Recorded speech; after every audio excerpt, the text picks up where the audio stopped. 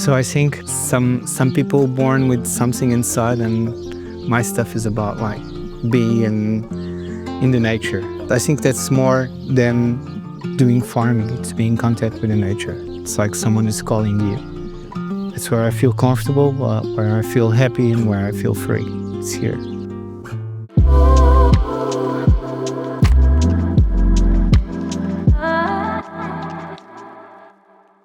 So good morning. Thank you for having me. My name is João Valente. I am the responsible for this project. It's called Monte Silveira. We are located in the interior center of Portugal, a really dry area, very near Spain. And we manage around 1,000 hectares, the total project. I studied civil engineering in university, and then I was really not enjoying what I was studying, and I shifted to economics in agriculture, and then I came here to this project. Our background was we were total conventional farm. We were one of the biggest tobacco growers in Portugal. We also, at that time, we also grow broccoli for the frozen industry, and melons for exportation for Holland. That was like the cycle in the arable land. And then we also raised cattle, obviously.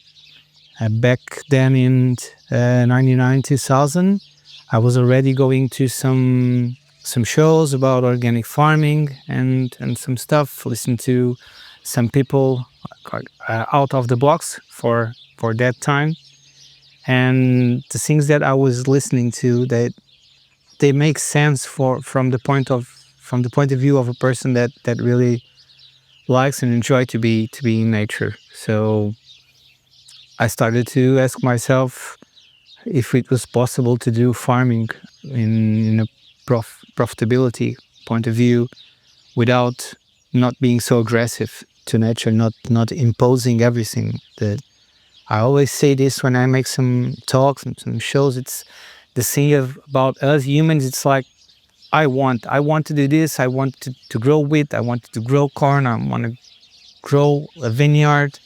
And our first thought or intention should be, let me understand where I want to do what I want to do.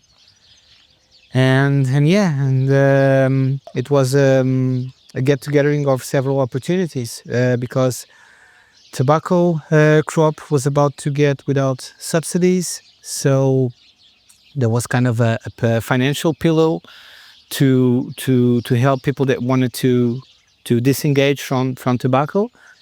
And we have a family reunion, and they say, okay, let's try organic. And since back then, we never stopped. Right. And now we just achieved the point that we achieved. We are now Regenerative Organic certified, one of the, I think it's the first one in Iberian Peninsula and one of the 9 in Europe. Large farm, it's the first one in Europe, unfortunately. I hope there are more people come and join. Recently nominated also for the top 50 farmers co-work. Also a great honor to be there. We consider a Lighthouse farm pioneer, but what I feel, it's like I don't know nothing. I learn every day.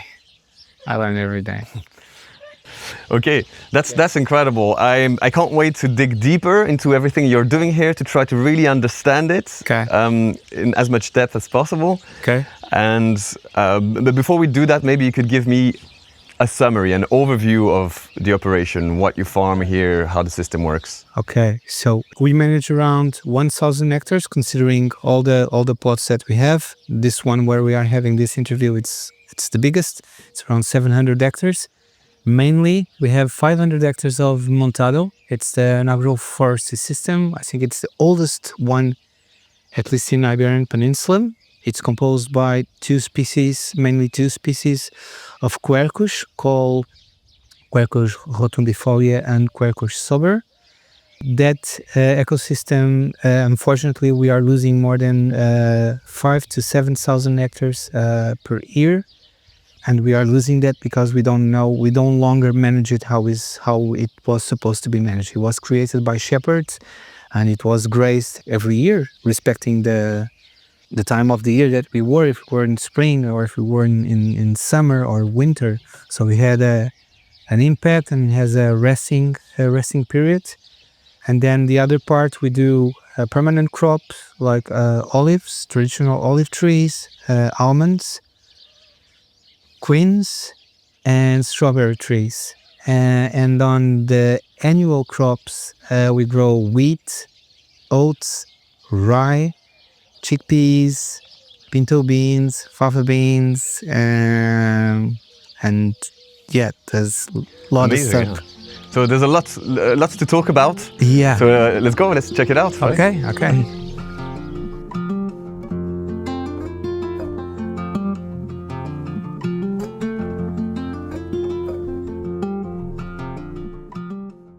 So a big part of the farm is the Montado. Yeah. You mentioned it in the introduction just before. Yeah. Could you tell us more about this ecosystem and more importantly, how you manage it? Okay. Well, the Montado, as I said before, it's one of the most antique agroforestry systems that we have in the Mediterranean. It has more than 10,000 years. It's not natural. It was planted by the man 10,000 years ago. The family is from the oak tree. The mainly two species that we have is this one that doesn't provide the cork, that is Quercus rotundifolia. In Portuguese, we call it azinheira. And that one that provides us the cork, it's called Quercus sober. And that is the one that people think it's more valuable, but they work like together.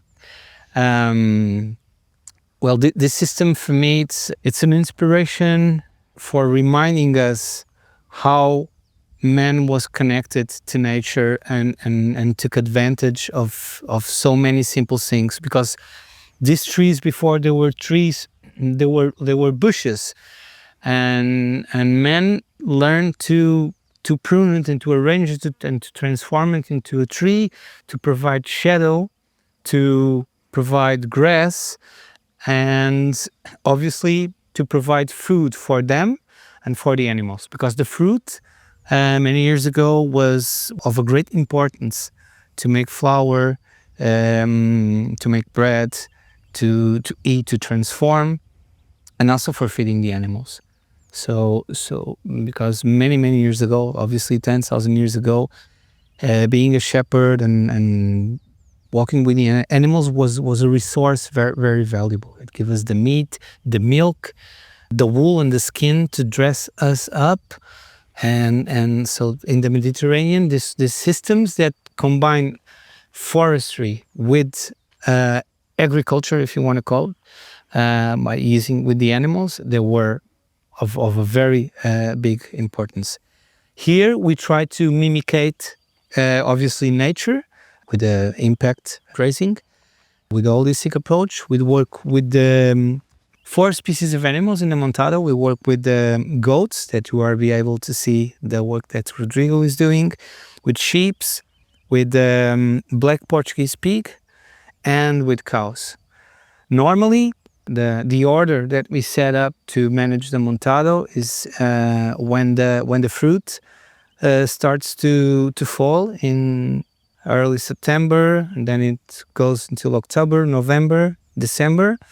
We start to integrate the pigs. The pigs at this moment, they can transform the fruit into a high valuable asset, that it's the pata negra, the ham, and they can transform that oil into an acid, and that gives that flavor to the meat.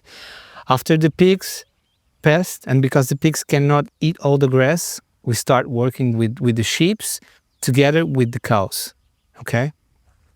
And for specific spots like bushes where you have brambles and other species, we use electric fences to operate with the goats, because goats, as we all know, they don't are like big fans of grass. They are like bush eaters. So it's working with different tools for different contests at different times of the year. Always trying to mimicate nature. Obviously trying to mimicate how herds were managed, because shepherds were always afraid of wild animals and they had the dogs. So all the animals work with them in a compact system. And we know, because we had a lot of studies, I don't know if Diogo mentioned it, but by managing correctly the animals, for example, you can have or increase the work of the microbiome in the soil, so you can increase the cycle of nutrients in the soil. So you can make the soil more functional, more profitable, providing you, to this operation, more grass. So if you have more grass, you can increase the number of animals that you have, so you can increase your profitability in the operation. And this is how we manage. After we pass the sheep with the cows, we let the Montado to rest. It's so important to be grazed as it is so important to have that period of rest, so that you give nature time to recover. What we see more, at least in my country, it's overgrazing. You no longer see, all this system was made with perennial grasses. And now what you see when you are walking through other farms is, okay, they have grass, but they have like annuals. And what we try to do here with this kind of approach is bringing back the perennial system, because it's a much more resilient system. The roots, obviously, they made a totally different work from the root of an annual plant. They build our soil. They increase the organic matter, so you will be able to sequester more water, so you'll be able to have more grass. This is what we are working for.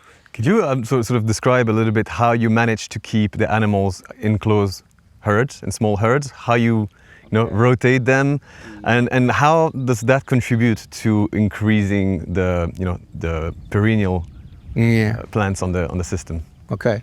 So the way we manage the animals in the Montado is, okay, we have physical fences, we have paddocks around 85 to 100 hectares, but obviously we don't want them loose in these big areas, so we use the electric fences to keep them together, and obviously with water always being next to them.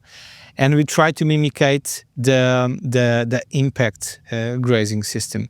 So by creating that impact, you wake up very old perennial plants that are sleeping, because this system was designed to be managed like that. And the reason that is not providing us the correct restes is because we are not managing in the correct way. So what we do is we just mimicate the old herds of wild animals and the way that old shepherds manage. Like with electric fences, we keep them real tight, and then we move them to another part and to another part, and then we have a board where we put the times that each animal or each species have passed in that plot, and then we can control the resting periods. We don't have a specific time to have a certain species in a certain plot. It's all about observation, and that's the thing about regenerative farming, or the holistic the holistic approach to even when you do a grazing plan. You need to observe what amount of grass do you have. It's all about the time that you want them, because you need to measure the food that you want. Then you need to know, what do you want to do with the food that you want? Is there a time of the year that you wanted to take it down? Is there a time of the year that you wanted to leave it like half eaten? You need to check out the weather, as there's going to be rain coming, so I'm going to get a regrowth on grass. I'm not going to have the regrowth on grass. It's not just recipes that you do 30 days and magic will happen. Now, it doesn't go that way. So you have to always be observing, and then you do decisions. Yeah, okay, that's great. Yeah. If you have a big area with a certain density of animals, and you just let them be on that big area for a long period of time, or if you have exactly the same total density but manage in a rotational way like you do, what's the difference? Why is it better for the ecosystem? By letting the animals loose on an area, it's like when you go to a buffet and you go and I'm going to eat a little bit of this, a little bit of that, because you are able to choose. And the system was not designed for the animals to choose. The system was designed by animals are all together, afraid of predators, afraid that something happens. They go all together, drink water. And the system was designed for that. That is the impact that you do with the poo, with the pee, with the sweat of the animal being laid down. That what wakes up the system. Okay, so I like the buffet analogy. So the animals, they will pick what they like the most, and they will go around and overgraze some areas, undergraze other areas. They will eat a lot of one types of plant, but not the other, and you end up with a less diverse ecosystem with less perennials and so on. I give you like a very good example here. If you let the animal loose here, they will go for this. But if you press them, you will have animals eating this shrub and even this shrub here. Yeah. Even a cow or a sheep will go for this because they are so pressed, they will go and eat it. So they will promote that this root system goes deeper. Okay? Yeah. So it's... All right. It makes a lot of sense. Yeah. Yes. And so what's the evolution you've observed, the difference between 15 years ago and today in the landscape that we can see here? The mainly difference for me, it's the amount of food that I'm growing. So the amount of grass, the species. I'm actually now having much more perennial systems that have more fiber, so they with less grass and more quality grass, I can have my animals like bigger, fatter, and especially, and for me it's the most important, the Montado has stopped the mortality.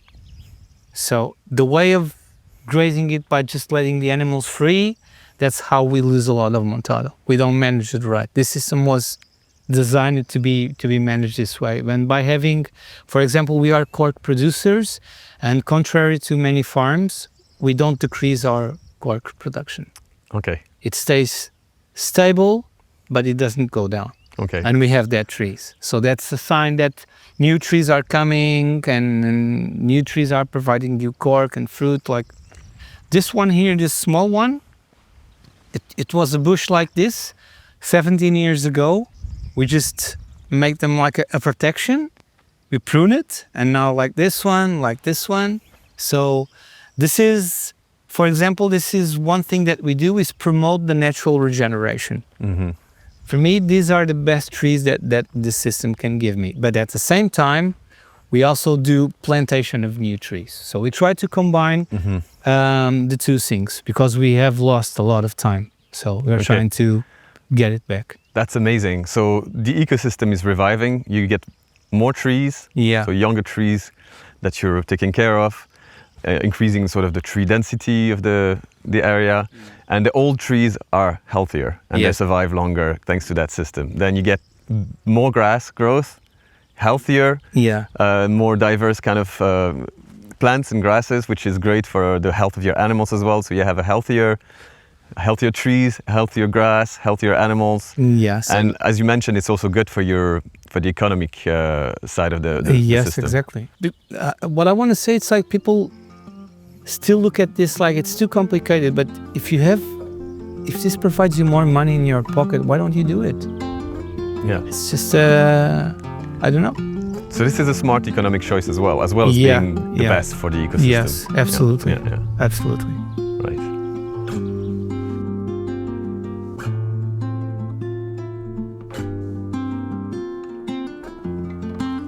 We can see here that we have a lot of new trees being planted. Yes. Could you tell us what's going on here? Yeah, okay. So this is by the same way we take advantage of natural trees that born in the system and we take care of them. We also boost the system with the plantation of new trees. This is a very interesting project of a plantation of, we planted 8,000 cork trees. And the thing here is that we designed it a keyline plantation here. Mhm. So keyline, for the person, for the public that doesn't know what it is, and I'll tell you the most modest way, it's just a way of spreading the water correctly when you don't have a flat terrain. And when you do a keyline design, you have what we called the master line, because you have to respect when you pass. There's a plow that we call the yeoman's plow. I think it was invented in Australia, that will open channels underneath the soil to spread the water all over. And you have to pass, because it's a design, it has like curved design, and then it goes straight, and then it's like an anti-curved design. And for you to know where is your master line, we have thought, okay, let's do the plantation where the master line is. So the plants will take advantage, because we made the plantation with a little slope like this one. And then when you pass the yeoman's plow, you will know exactly where the master line is. Because when you do it, you need to respect half of the distance of this line, and then you do the other half of the distance of the design of the other line. So you cannot lose. It's it looks like crazy and complicated, but it's not. So we decided, okay, let's guarantee that those trees have always water. It's like a combination of two things. So if I understand correctly, the keyline design follows the contour line, right? Yeah.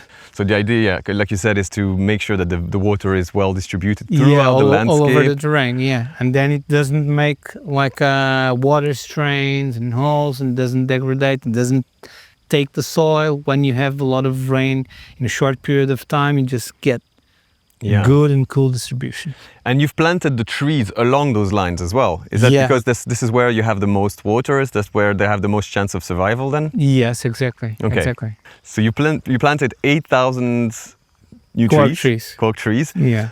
When we look at those sticks there, we don't actually see the trees yet. So they're very, very young. Yeah, Did you plant them? You see here one. Did you plant them from This acorns? one we are now...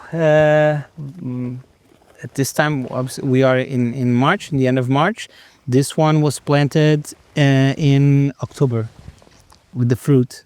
So you plant it straight from the fruit? From the acorn. Yeah. We select the best acorn fruits from the best trees, and then we plant them. Okay.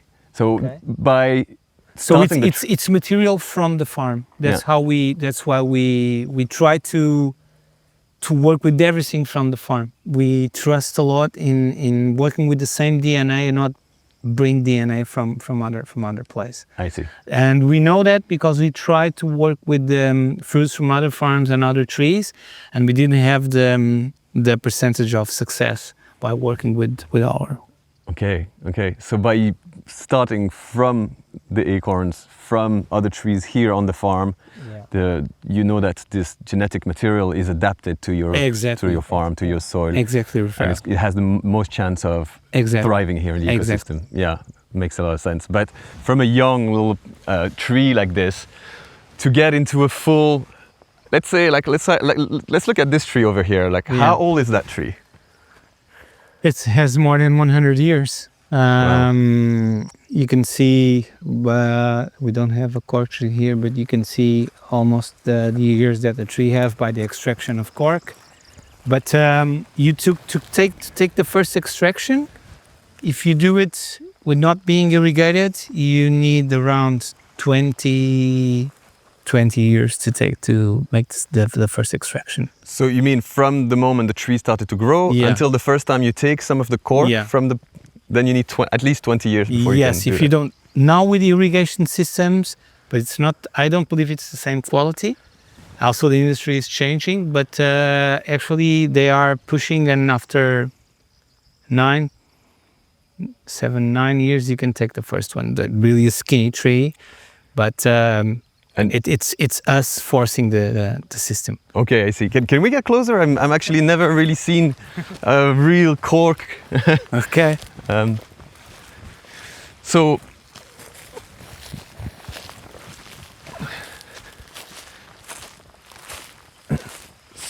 the tree grows Yeah. right, for a number of years until he has enough bark around it. Yeah. Then you harvest the bark. We can see the line here. Yeah, Where, you see here's a line where the latest one was here. yeah, Okay. yeah. And then the other one, like this is 10 years ago, and this is 20 years ago here, and then here is 13 years ago. Okay, so Okay. for example, it's better to count, or here it's very easy to see. You see? One, have two, have three, and he had here another one of four. So maybe 40 years plus the regrowth, maybe this tree would be around 75 to, I don't know, Okay. 80, 85, 90 years probably. Okay, I think I get it. So you harvest the bark. Yeah, It takes about 10 years to regrow Yeah. a bark that is yeah. strong enough so that you can harvest it again, and you can keep Exactly. doing that. For And as long as the tree is alive. And it doesn't harm the tree in any way? No, not at all. It's an extremely sustainable practice. Yes. And even for when you have fires, the cork trees have more resilience than the other trees because they have this protection. Okay, right. So we can, unfortunately, we already had a fire here, and the trees that had better response after the fire was the cork trees. Okay. Most farmers I've met love the idea of transitioning to regenerative agriculture, but a lot of the time they lack the financial incentives to do so. That's where Soil Capital comes in. They financially reward farmers who improve things like soil health, water cycles, or biodiversity. They're an amazing company. I love what they're doing, and I'm super proud to be partnering with them for the podcast. We're going to focus a little bit more on the arable side of the Okay. operation. You mentioned at the start you're growing some grains, some legumes. Like maybe you could, tell us more about that. So here we are on a plot of our what we call the arable spot or arable operations, because we also grow annuals, we grow cereals and legumes, and we created this system of there's never a beginning and an ending because it's a cycle, but at this point of the cycle, so for example, this plot where we are now, we have grown in the summer of 2024. We grow millet with the sunflower and the black-eyed peas. The idea was to pick up the cash crop was millet, which had run perfectly fine. And then when we take off the crop, what we do is we put a cover crop. So we harvest that millet with sunflower and black-eyed pea. We had just harvested in August, and then in the end of September, we have installed a cover crop. We try to put as many species as we can. We have peas here, radish, oats, clover, mustard, peas, veg, raygrass, triticale, black oat. So there's a very big variety of species. If we think it's needed, we just smash it part of a cover crop with animals, and we do no-till seeding again with the cash crop that we want to do. Because this plot where we are, we think there's a lack of still biomass and structure in the soil. We're just gonna pass the roller crimper, and then we're gonna seed again millet this year with sunflower and pinto beans for cash crop. So we are no-till for more than 20 years. I think we were one of the first persons to buy. At least there's a brand called Marshall. It's an Italian. We and another farm in Portugal, we were the first ones to buy a no-till seeder in Portugal, I think. 20 years ago already. Yeah, 22 right. years ago. And that has been really a very important decision by not plowing the soil and use no-till system. But here on this side, because we no longer do monocrops, we always grow at least 2 crops at the same time. Here on this side, we can see Okay, so here at this site, we the last crop, or the crop that was before this one, was Sudan grass with the sunflower, and we just have made no-till of triticale with veg. And here we go for the two crops. By doing this double cropping, what we see is that one of the most important things is the profitability. So we have more profitability if we consider the amount of seeds of triticale that we are putting and with the veg, because then the veg needs like a stick, a tutor to be sustained by, and we increase the productivity of the two crops. And we are giving different signs, root signs to the soil. It's not just one root sending information. We have a legume and you have a cereal. 3 years ago, we have abandoned monocrop. Everything that we grow, it's double crop or triple cropping. And the numbers that come out is that it's more profitable to do it this way than to do it the other way. Okay, so if you just grew just the triticale, for example, Yeah. obviously your triticale production would be higher on its own, but if you combine the two here, you actually get more because Yes, they're complementary. For the total operation. Why? Yeah. For example, in Portugal, veg has a very important market. It's a high value legume. So obviously that we decrease if we would do just triticale. But because we have incorporated another one with high value, the total value of this operation of this plot, it's more than if you do just one. So you produce more in total. In total, you have, let's say, free nitrogen because your veg is fixing nitrogen in the soil that the triticale can feed from. Yeah. The ecosystem is healthier, so I'm guessing you reduce drastically your input costs. Exactly. So it seems to be a win across the board. Why don't we see more people doing that? What's the downside of it? I don't know. I think the downside is because industry doesn't want it this way. And maybe farmers are not prepared to separate seeds, or industry doesn't want to separate seeds. It's really things that there are some things that I cannot explain or say why, but it makes me a lot of confusion. And we are forgetting a very important thing is the amount of biomass that you are growing here. Mm-hmm. So after you harvesting the grain, the amount of biomass that is going to stay with the straw of the triticale and the straw of the veg, it's amazing. When you go and seed your winter cover crop, you're going to have a lot of good mulching. For example, the straw of the veg is really that dark mulching that provides a lot of fungi to the soil. So it's also that there are other things that are not measurable but are quite important.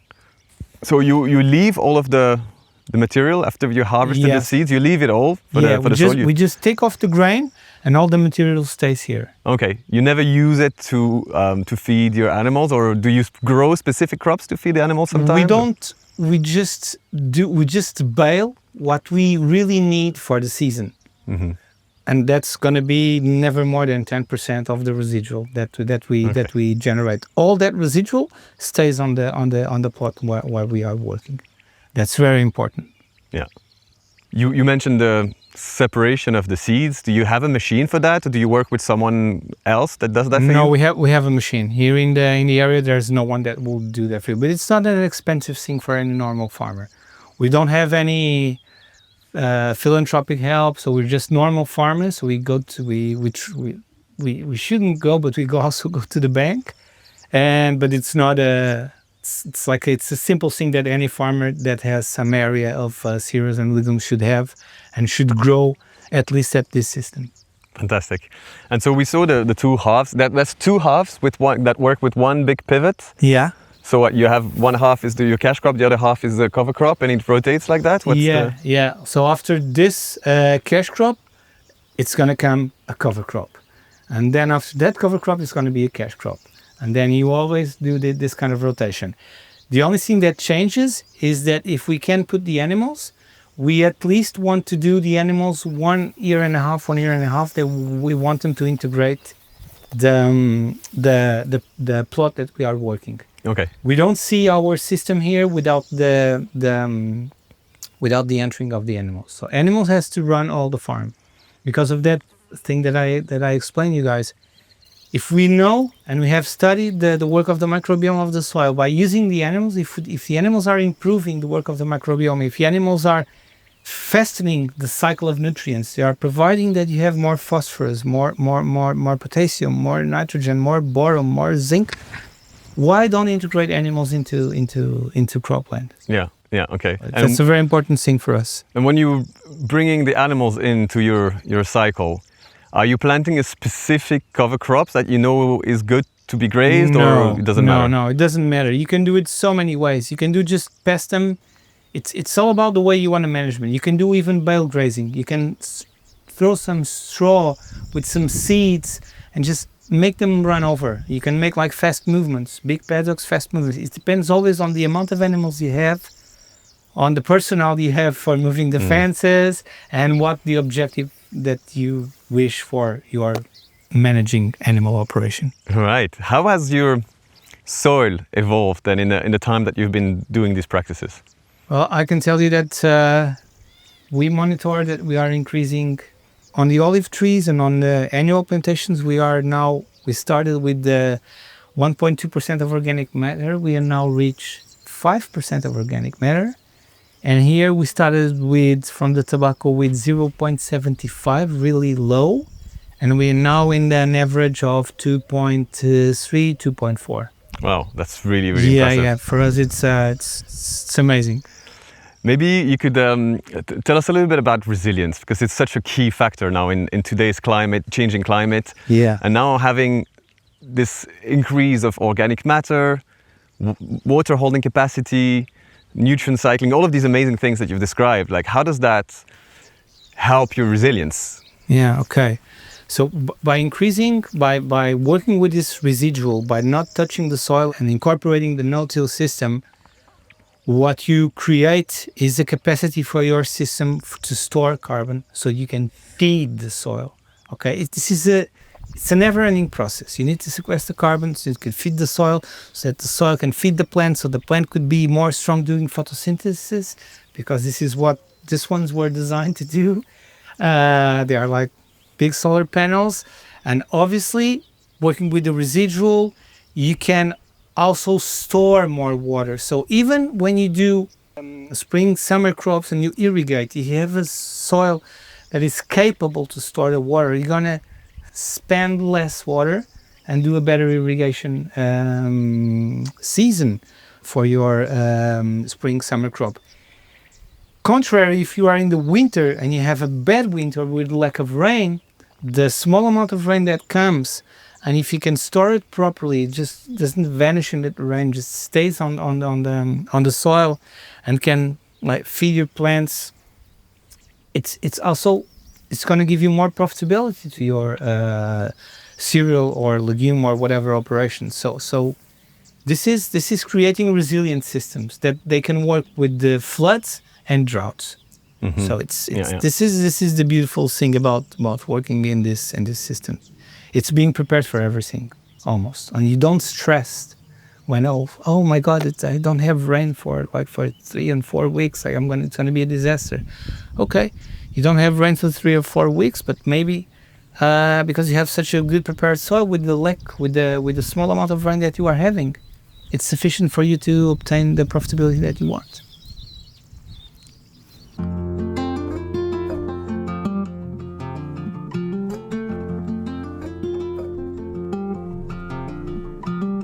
What is one really important lesson that you've learned as a farmer that you'd like to pass on to other people? Always try first to understand nature before you do anything that concerns or that is connected to farming. Okay. Don't look at the farm as a farming operation. Look at the farm as an ecosystem. Okay. And what's the biggest mistake you've made? A big mistake that sometimes I continue to do is give more time to observing. In a specific case, to observe soil, to really understand that it's a living being and he has different behaviors. It's not always the same every year. So sometimes not giving that time to observation, it has been putting me in making bad choices and obviously bad results of whatever I'm doing. Okay. So, and I still do it. If you could imagine just one perfect day, if you had to live the same day over and over forever, but you could design it to be the most perfect day for you, what would it look like? It would be just spending an all day at the farm, well, with my family. Yeah. I think it was just like being here and doing the things that I normally that I like to do on the farm with tranquility. But it will be having my sons around me and trying to pass them some of that observation that I was speaking about, explain to them, because they are the future, to not to rush, to be calm, to see, to listen, to feel. That's a perfect day when you can have all that sensibility of the place where you are doing your operation. That's amazing, yeah, and share that with the family. Yeah, exactly. That's great. Yeah. I think we're going to close this conversation on this beautiful note. I think there's no better way to finish this. It's been an amazing pleasure to visit this beautiful farm. It's been amazing. It's been a pleasure to have you. Yeah. I'm sorry I didn't have that more time, but it was also a very crazy week for me. Yeah. That was fantastic, and I'm super happy that we got to visit the farm, to talk to you, and I'm sure that the people listening and the people watching would appreciate it as well. So thank you. Okay, thank you, Rafael. Thank you so much.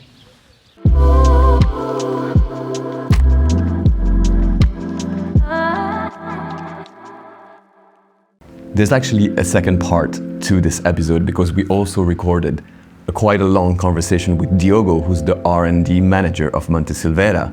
And we had this really interesting conversation about soil health, about soil organic matter, about biodiversity, and generally speaking about the science behind regenerative agriculture. It was such an interesting and long conversation that we decided to release it as a separate episode. You might see it here on your screen right now, and if that's the case, you can just click on it and move on to this episode. If not, it means it's not ready yet, and I hope you come back in a few days to check it out. Thank you so much, take care, have a nice day.